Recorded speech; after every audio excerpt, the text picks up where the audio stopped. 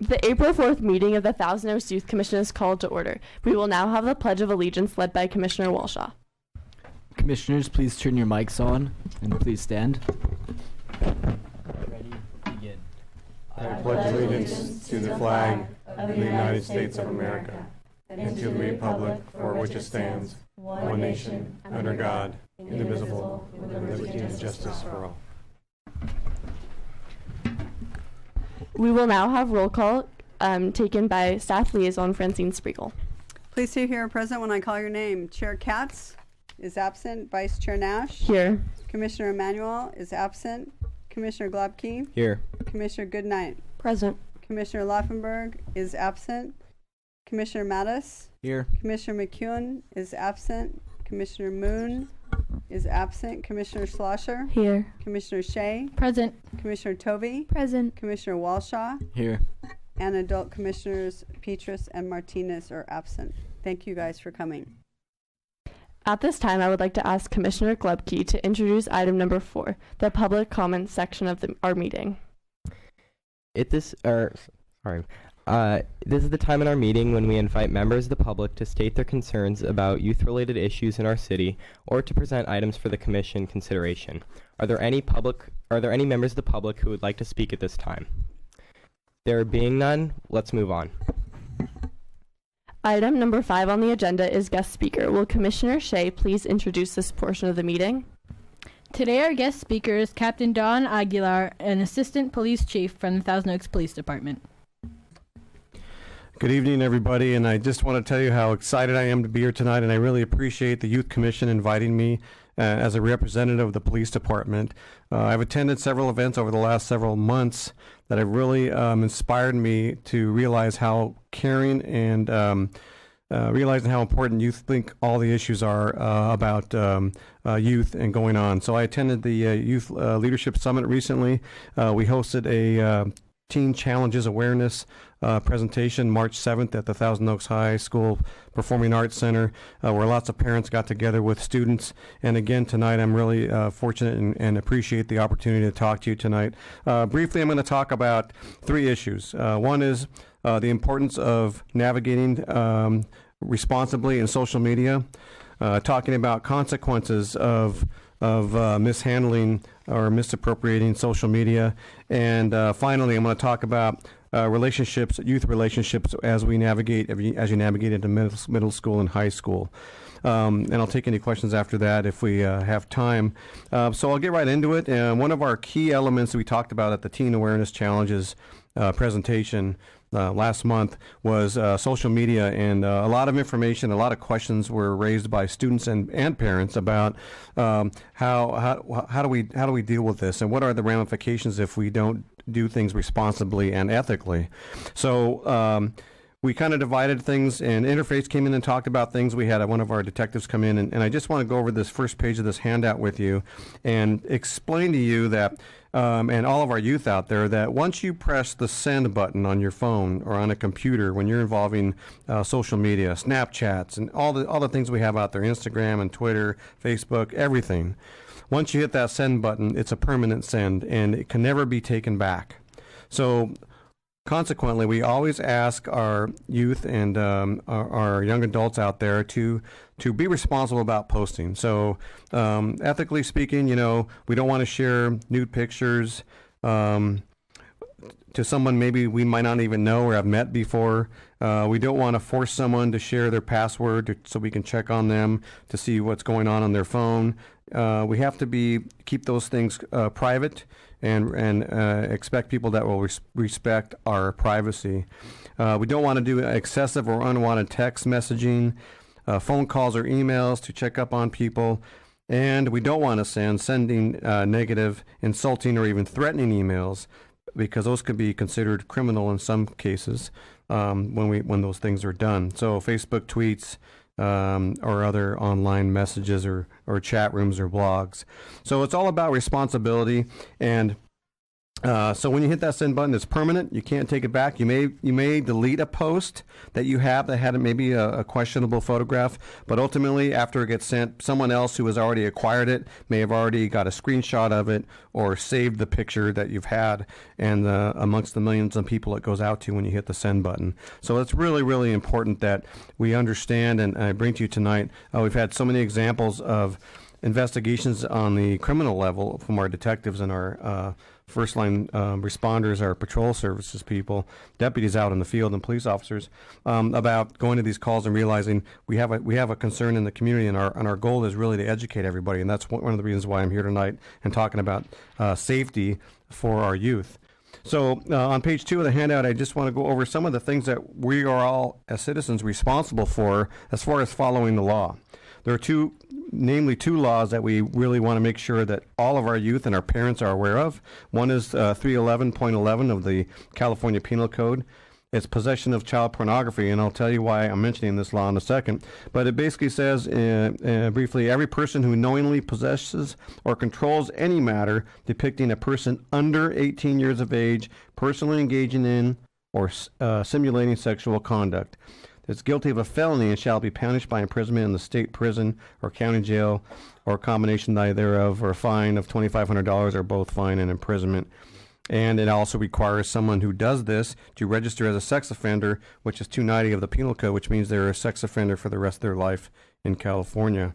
So the reason why I bring this up is if a minor sends a photo to another minor, we have two crimes. We have the minor who's receiving it, and also the person who's sending it. So I don't want people to get misled and believe that they're not going to be culpable or responsible for sending underage pictures, pornographic pictures. They are just as responsible as the person who's knowingly receiving them, knowing that they're of an underage person. So it really brings us to let everybody know that to be responsible, underage, under 18, and when we deal with these kinds of violations of law. So we don't want ever to send pornographic or nude pictures that are inappropriate over the internet, and never click that send button with them. And we certainly don't want to receive them if we can avoid that, and knowingly avoid that, and not associate with people who are doing those kind of things. The second law I would like to talk about is the 288.2 of the California Penal Code, and it's sending harmful matter to a minor. So that's what I was just talking about, was you're not exempt if you just send it away and someone receives it. The ones that receive it are not just going to be responsible, but the ones also sending it, the harmful matter, are going to be responsible, and that's a misdemeanor or a felony, depending on the circumstances of the investigation during that case. So two laws to be aware of for parents and youth, and we want to make sure that everybody knows there are consequences. Now, we talk about attending school, and there's administrative consequences for violating rules of school, and we'll talk about some other dangers on the school campuses that we're going to cover tonight. But really, criminally, there is responsibility on both ends if you're underage and you're sending those pornographic images. So I just want to make sure everybody's clear on that, and parents, I invite you out there with your children, establish a good relationship, have those open conversations, be able to have a look at your child's phone, because if you're not looking at their phone, you're missing out on a lot of information that's going on that you may not be understanding or familiar with in the school circle of things that are going on. And by parents' intervention in some things, you can prevent your child maybe from unknowingly being involved in some kind of criminal activity in reference to sending or receiving the harmful matter. Okay, so we talked about social media. We talked about consequences out there that are among us if there are cases on this kind of information. But now let's talk about relationships. And Interface did a great presentation on relationships and what we should expect as relationships when you're going through middle school, high school, and our responsibilities as youth out there when we see something that's wrong. And so this next page talks about a term we covered with parents and students, and that's bystander intervention.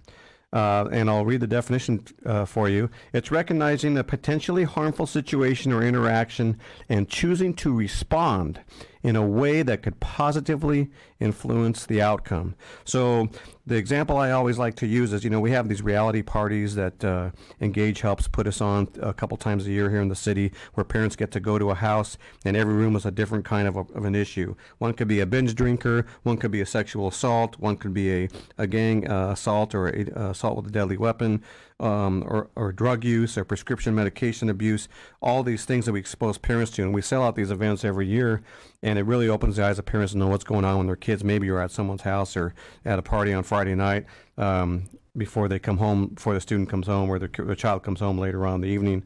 So we're asking for those of you, one of the things that came up this year, or the past year, was sexual assault and trying to prevent that. And to do that, we're asking people out there to be good bystanders, to help each other out and help us get out of those situations when your friend may see you in a situation that is not good, and maybe a peer pressure situation. We want our friends, our bystanders, to intervene and say, hey, why don't you come over here for a second? Let's talk for a second. Let's go grab a water or something. And it gives you an opportunity to break that whole cycle and get someone out of that, get them away, and then you've done your job as a bystander, as a friend, or even as a loved one if you're related to them. So it's very, very important that we consider ourselves bystanders and help with bystander intervention. When surveyed, the overwhelming majority of students acknowledge that most serious problems could be avoided if someone would just act. Okay, so that's what we're asking all of our youth to do, is act. If you don't act and you see something that's wrong, we tend to want to, some people, we all in life see things, maybe we're like kind of passiveness. Oh yeah, that looks kind of wrong, but I don't want to, deal with that. We need to act as citizens. Part of citizenship is our responsibility, both as youth and adults, is to act on something we see that's wrong or potentially could be dangerous.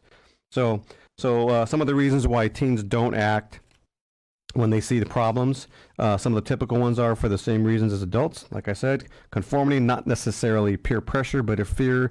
They don't want to rock the boat or stand out in doing something. And you don't have to stand out. You can be calmly pull your friend out of the situation and say, hey, come over here. I got something I want to talk to you about, or let's go have something to eat or something.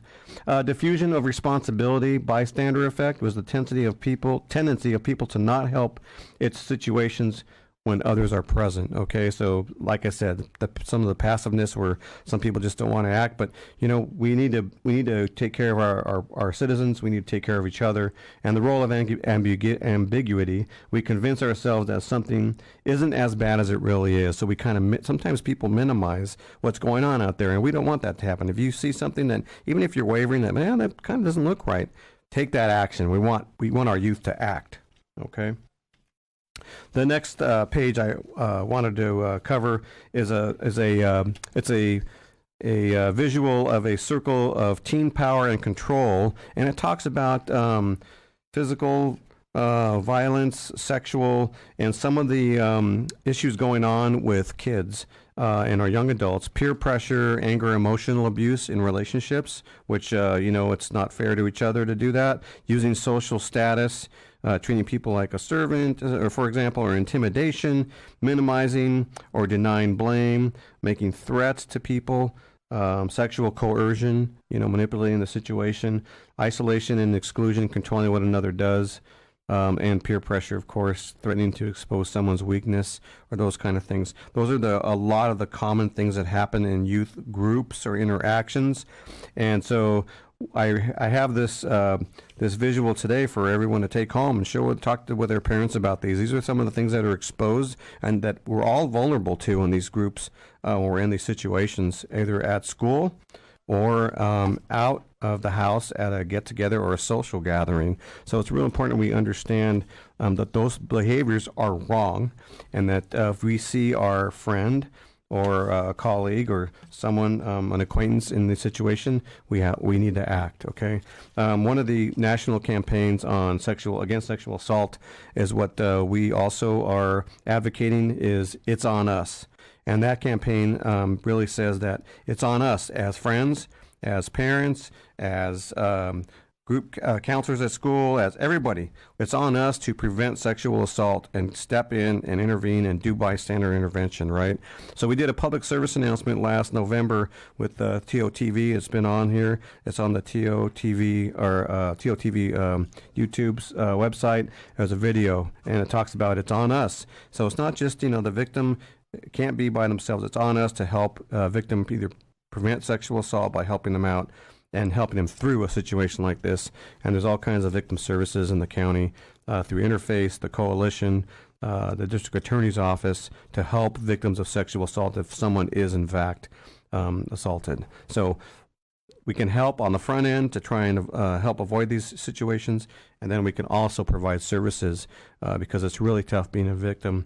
And in my 31 years of law enforcement, I had the opportunity to work as a sexual assault investigator, and let me tell you, the hardest challenge for me was to work together with a victim who's so traumatized as a victim of sexual assault or other sexual crimes.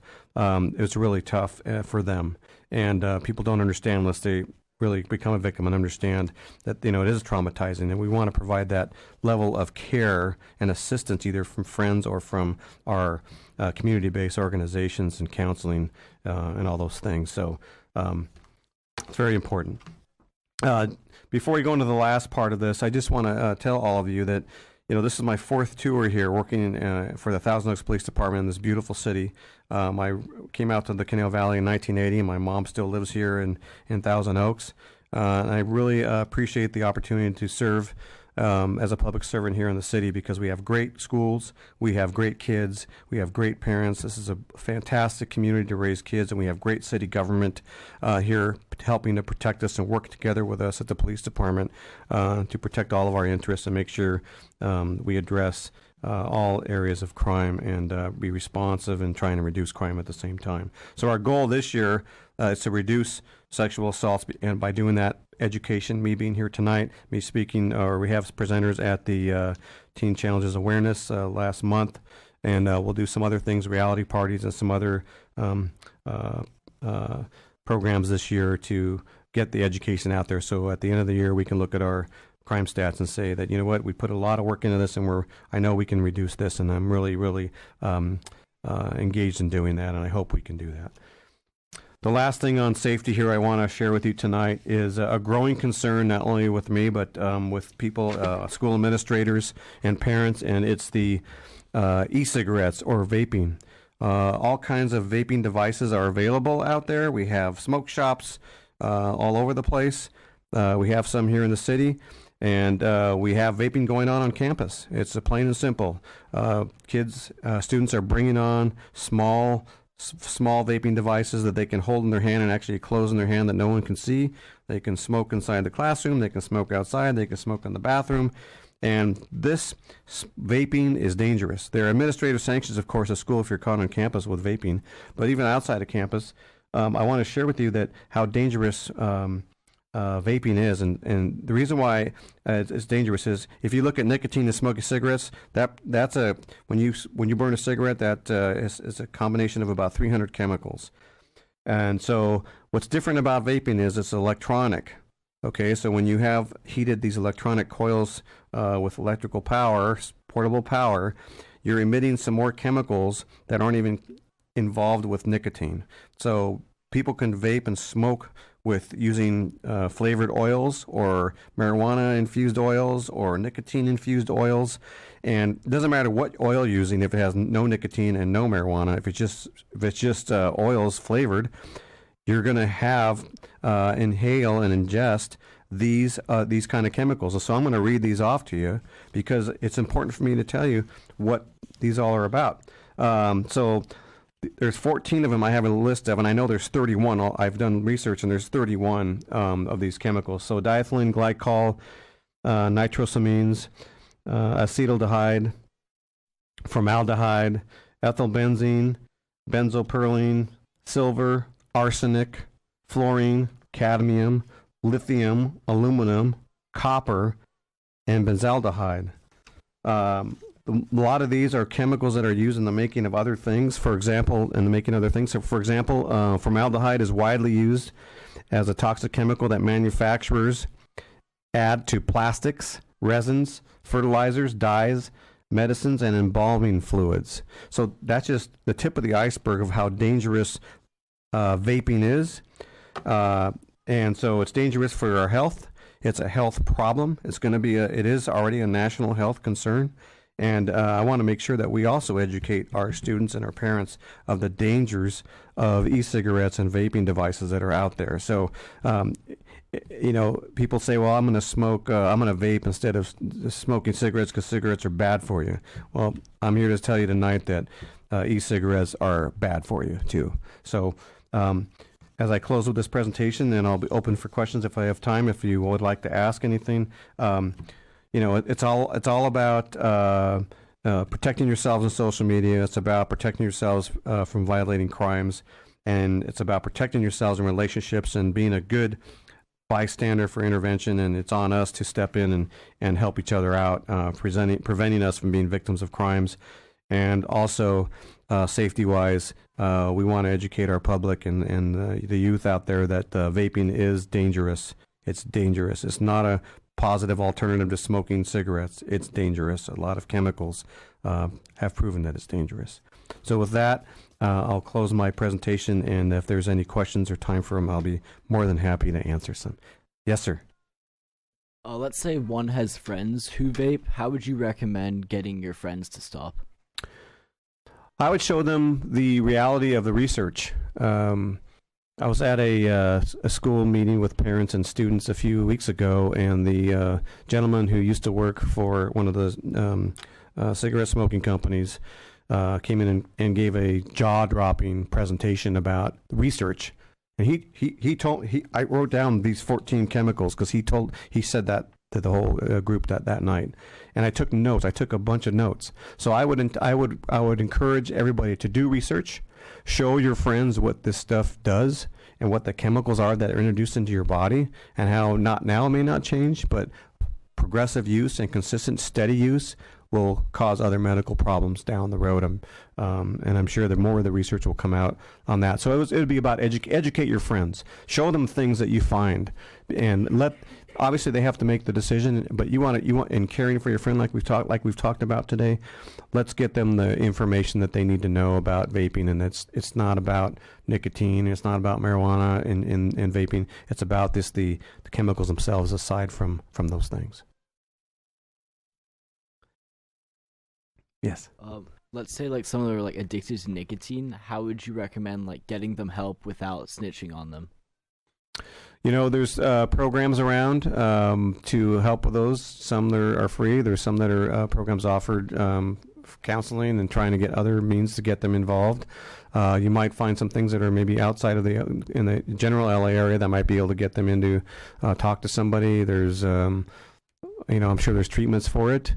But again, it's the dangers out there of smoking, and we don't want, we want to live as long as we can in this world, right? And so we don't want to trim off those years or those days by abusing addictive drugs such as smoking and nicotine. So it's tough. All right. Is that it? Thank you very much. Thank you. Next on our agenda, we have item 6, which is the project reports. The Youth Commission undertakes a number of projects during the year.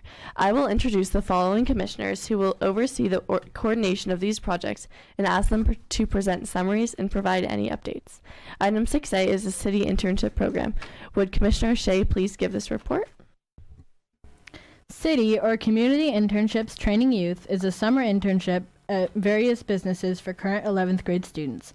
Our internship fair was on March 12th, so thank you for everyone that attended. The program consists of an actual workplace internship in classes at CLU.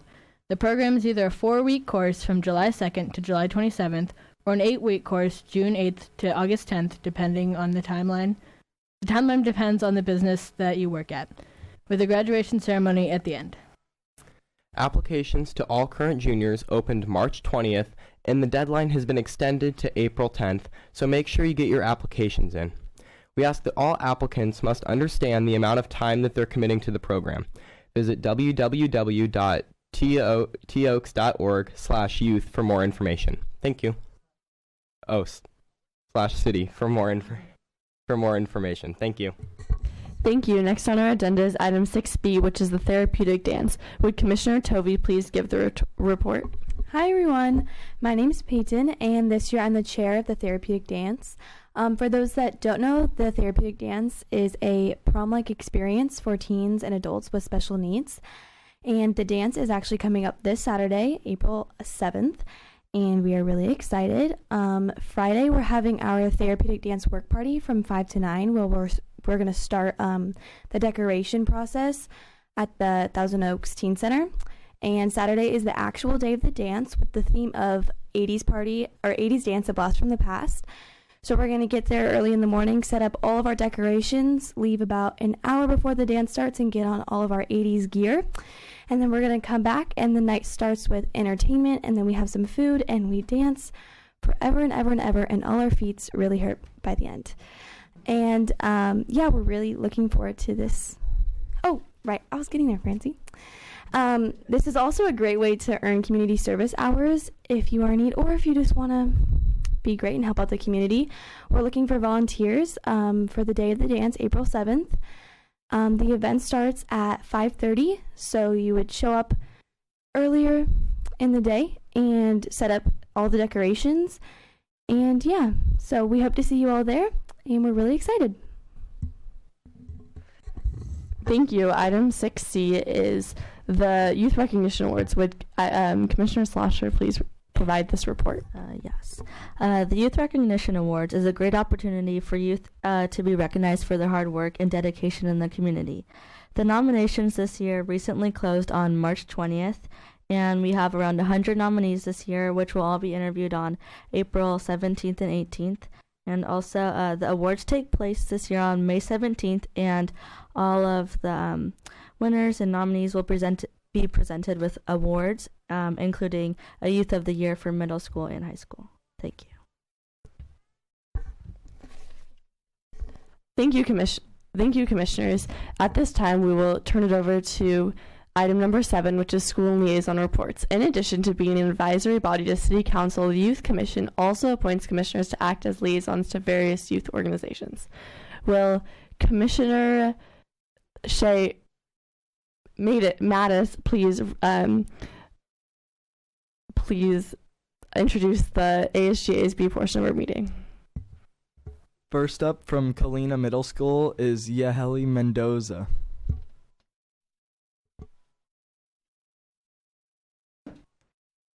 Hi everyone, my name is Yaneli and I'm representing Kalina Middle School.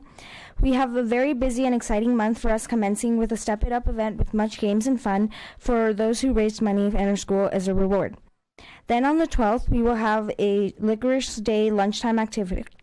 Since April is Pay It Forward month, Webb is hosting a kind assembly on the 13th and is working on their kindness project for the entire month. Next, we will have a Spirit Week leading up to our biggest dance of the year, the Luau, on Friday the 27th. On Monday the 23rd, we will be having a Bright Colors Day. Tuesday the 24th is Decade Day. Wednesday the 25th, we are having Twin Day.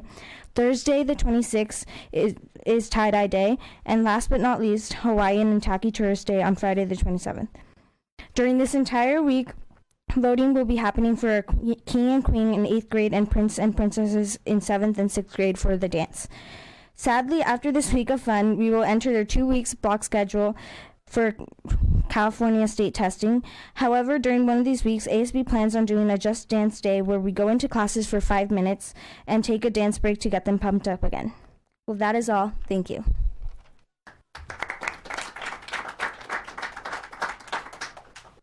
Next is Catherine from Sycamore Canyon School.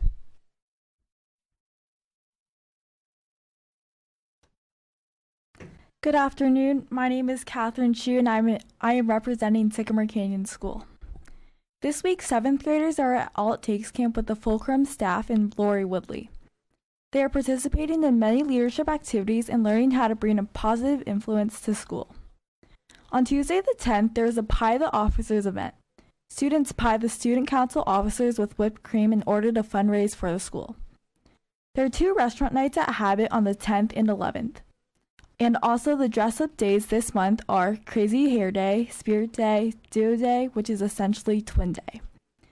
There's a game show lunchtime activity on the 27th, and music is played on Wednesdays and Fridays. The themes for this month are pop and 50s. There's a live morning announcement and a video morning announcement this month. This one is about volunteer opportunities and volunteer awareness. On the 20th, there's a minimum day for middle schoolers because it is the mark for trimester 3 progress. And a 5th grade day on the 20th where 5th graders get their first experience of the middle school life. There are many events planned, including a Hungry Hippo lunchtime activity, listening to music, and getting to eat middle school lunch. Finally, the spring carnival is on the 20th. There will be fun games, a photo booth, laser tag, bungee runs, face painting, and plenty of delicious food. That's all for this month. Thank you.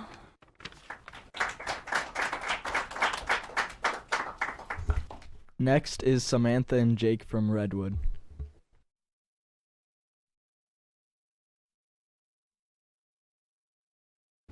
Hi, I'm Jake, and this is Samantha, and these are some of the upcoming dates we have at Redwood. April 3rd to the 5th is March Madness. April 4th is the classroom rep meeting. April 5th is the staff for student basketball game. April 6th is the 8th grade promotion pictures. April 10th is a CPT day schedule. And finally, April 13th is the ASB applications available and due March 4th. On April 14th is a PTSA shredding event. April 16th through 20th is a lip sync competition. April 20th is Redwood Teen Center Dance, and the Cody is favorite band. April 23rd through the 27th is Earth Week. April 26th is the talent show at 6:30, and it's $5 at the door. April 27th is the talent show assembly for the students. Thank you.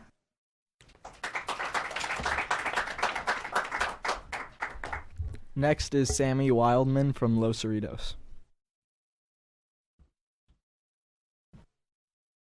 Hi everyone, I'm Sammy Wildman. I'm filling in for Kira Pender as the Los Cerritos ASB representative. So first, our 8th graders just got back from the DC trip over spring break, and so we're all still pretty tired coming back. Also, Los Cerritos, we just had our trimester 2 rally, which was our talent show. And at Los Cerritos, we incorporate the rally into our school day, opposed to having it being optional. And having it at lunch. The students are always really excited for the 3 rallies, and making it mandatory helps us keep it better organized. In addition, our fairly new cross-country team has been practicing a ton, and this Friday we will have our PTSA run Leopard Survivor contest. It'll be based from the show, and the students will compete in teams of 4 in a lot of different obstacle courses. And this is after school and will be $25 for each student to participate. And Relay for Life representatives have just come in and talked to each of our leadership classes. And I'm team captain of the Los Cerritos team. And a lot of you guys may be familiar with this, but it's a 24-hour walk that gets money and awareness raised for the American Cancer Society. So if you guys want your schools to be able to enter this, come and talk to me after. But also our 8th graders just went to the science fair at CLU, and many of the LC students won in their categories. Also, the 7th and 6th grade applications for ASB have all been turned in now, and our 8th graders are now stressing for their leadership applications. I know that Thousand Oaks High School forms are due on the 20th this month, so getting those in. And lastly, our 7th graders have started planning the 8th grade promotion dance so that our 8th grade ASB students, they can be surprised and completely enjoy their last dance without stressing about planning it. Thank you, guys.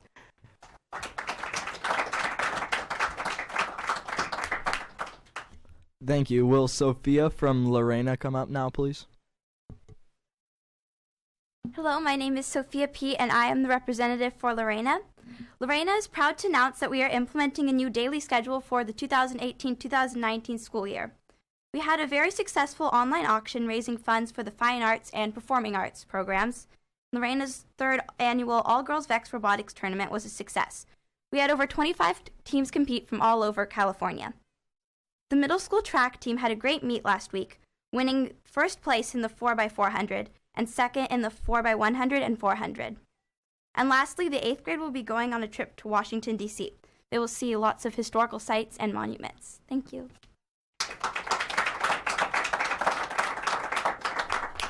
Next is Eddie Nash from Westlake.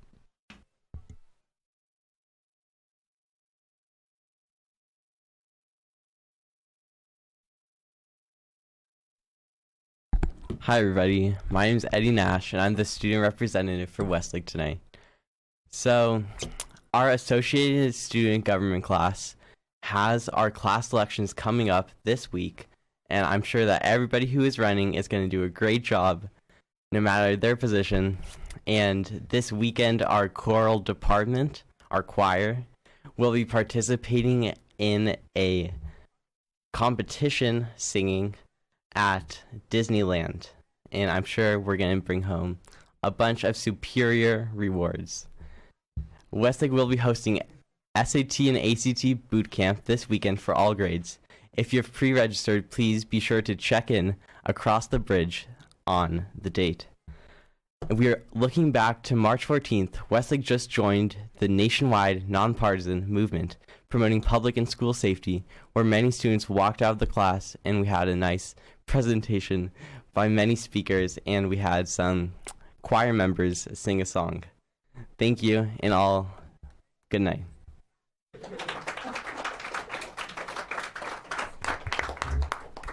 And last but not least is Jake Clark from TO.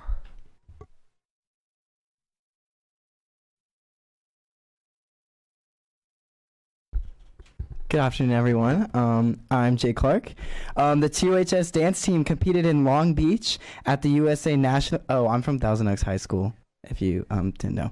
The TOHS dance team competed in Long Beach at the USA Nationals and placed first place in their prop and character dances. The dance team program, including the dance team TFT, all male, and dance PE classes, will be presenting all of their routines at their dance showcase concert during the weekend of April 19th through the 21st. Before spring break, the band program hosted the annual SCSBOA Ratings Festival with over 30 bands and orchestras attending the two-day event. The orchestra program will be participating in all district on Thursday. Spring activities are in full swing at 2HS, including the Spring Blood Drive, senior activities, and finale rally planning. The class of 2018 is looking forward to activities including cap and gown distribution April 13th, senior picnic May 24th, senior seminar May 25th, finale rally May 29th, senior finals May 30th through June 1st, graduation practices June 4th and 5th, baccalaureate June 4th, grad night at Disneyland and Disney's California Adventure June 5th through 6th, graduation June 7th, and senior breakfast on June 8th. And as our fellow Los Cerritos representative said, I delivered all the ASB applications to all the middle schools, so we're super stoked to see what all the middle schoolers have to offer to our TOHS ASB. And also, as Eddie Nash said, TOHS is having our cabinet elections next week. So anyone who's trying to take my position, president, vice president, treasurer, secretary, or sergeant at arms will be running for that next week. And I wish them all the best of luck. Thank you.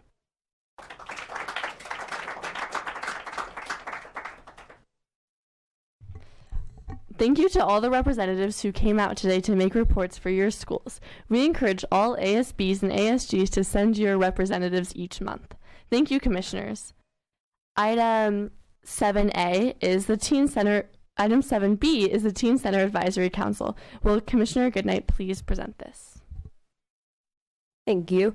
The fabulous Thousand Oaks Teen Center has a lot going on. Here are some of the things you might want to get involved with. Game on! Spring middle school co-ed volleyball leagues are off to a great start. Ascension, Colina, Los Cerritos, Redwood, Sequoia, and Sycamore Canyon Middle School each at least have one team playing in the Monday or Thursday games. Come show your school spirit by cheering for your team. You can always see the team standings and game schedule at Thousand Oaks Teen Center/leagues. There is still some time to register for many of the spring classes, include cardio kickboxing, babysitting workshop, basketball, and laser team stealth. Registration is open now and space is limited. Register today by visiting www.thousandoksteencenter.com/programs. The Teen Center's Black Light Dance will take place on Saturday, April 21st from 7 to 10 p.m. Admission will be $10 at the door. Activities include DJ Lizzie Kim, giveaways, and much more. All Canal Valley 7th and 8th graders are welcome to attend. Go to our website for more info at www.thousandoksteencenter.com/events. The Teen Center has a bunch of other fantastic programs coming up as well. So for more information, please visit our websites at www.thousandoksteencenter.com or call us at 805-494-5156 or find us on Instagram, Facebook, or Twitter. Thank you. Thank you, Commissioner Goodnight. Next is item 7C, which is the Thousand Oaks Library Teen Advisory League, which is otherwise known as TOTAL. So April is a very busy month for the library. It is National Poetry Month.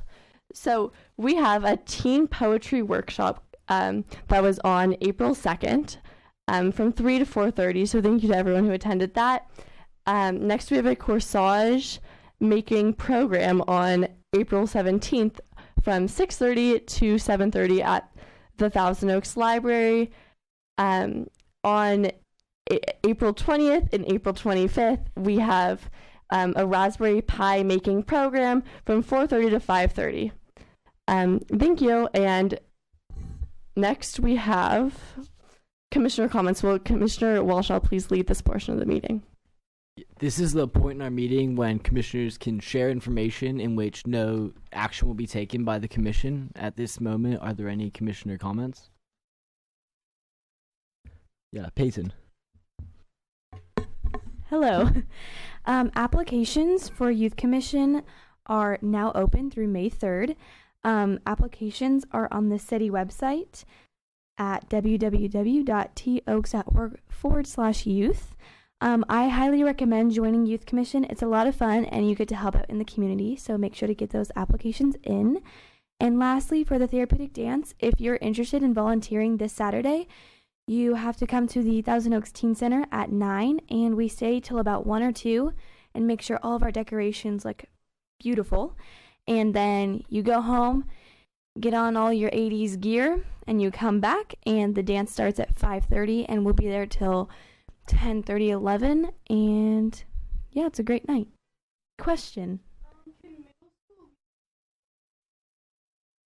Of course you can. It is not just high school. Oh, I forgot. She asked if anyone can volunteer, not just in high school, but middle school as well. And yes, we need everyone's help because this is a very big event that we put on. Thank you, Peyton. Are there any other comments? Okay, there being none, let's move on. Before I adjourn this meeting, I have a few reminders. So from 9 a.m. to noon this Saturday, April 7th, we are looking for volunteers of all ages for the therapeutic dance decoration setup, which is middle school and high school. On April 10th, we extended the deadline. The city internship applications are due. So please go to the www.toaks.org/city to look for your applications there.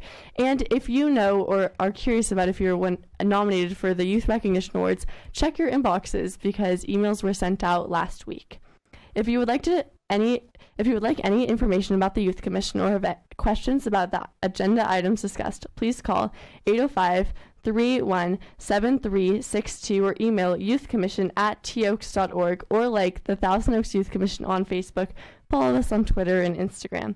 There being no further business to come before the commission, the Thousand Oaks Youth Commission is adjourned for our next regular meeting.